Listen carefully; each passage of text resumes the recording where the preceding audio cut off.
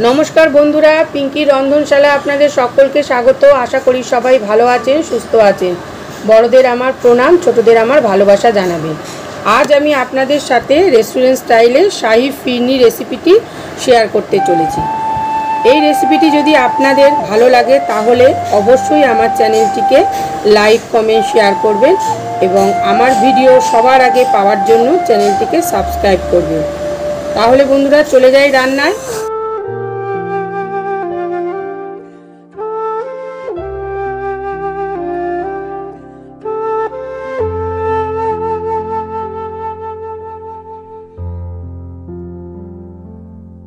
আমি ফিরনি বানানোর জন্য 100 গ্রাম বাসমতি চাল নিয়ে নিয়েছি। এটাকে আমি ভালো করে ধুয়ে পরিষ্কার করে নেব।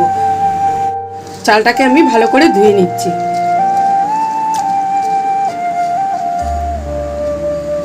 চালটাকে আমি ভালো করে ঝরিয়ে নিয়ে একটা প্লেটে শুকাতে দেব।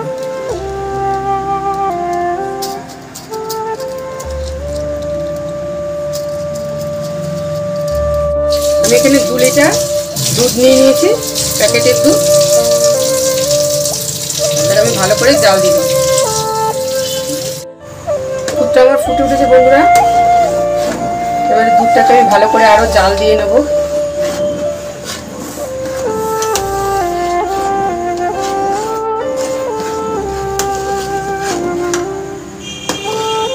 চালটা আমার জল শুকিয়ে গেছে বন্ধুরা।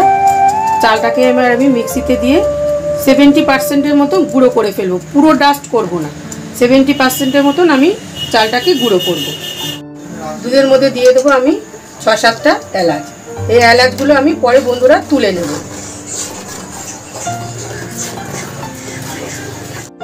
চালটাকে আমি এইভাবে গুঁড়ো করে নিয়েছি। চালটা ঠিক এইভাবে গুঁড়ো করতে হবে, 70% মতন গুঁড়ো করতে হবে। এবার আমি চালগুলো দিয়ে দেবো দুধের মধ্যে। এবার দুধের মধ্যে দিয়ে দিচ্ছি চালগুলো। যতক্ষণ গাঢ় না হবে ততক্ষণ আমার নাড়তে হবে। ফিরনিটা আমার গাঢ় হয়ে গেছে। এবার আমি দিয়ে দেবো 200 গ্রাম চিনি। মিষ্টিটা আপনাদের মতন দেবেন বন্ধুরা।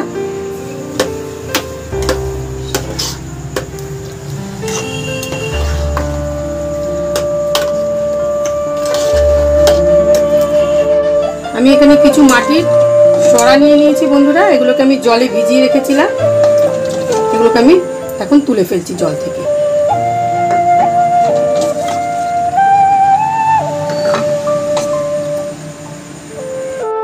এলাচগুলোকে আমি তুলে নিচ্ছি বন্ধুরা।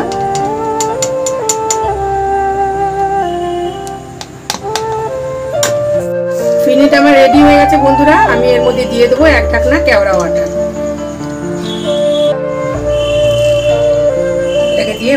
এটাকে দিয়ে এবার ভালো করে মিশিয়ে নেব।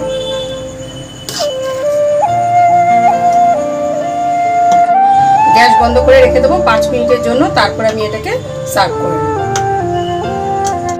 ফিরনিটা আমার হয়ে গেছে। এবার আমি সার্ভ করে নিচ্ছি।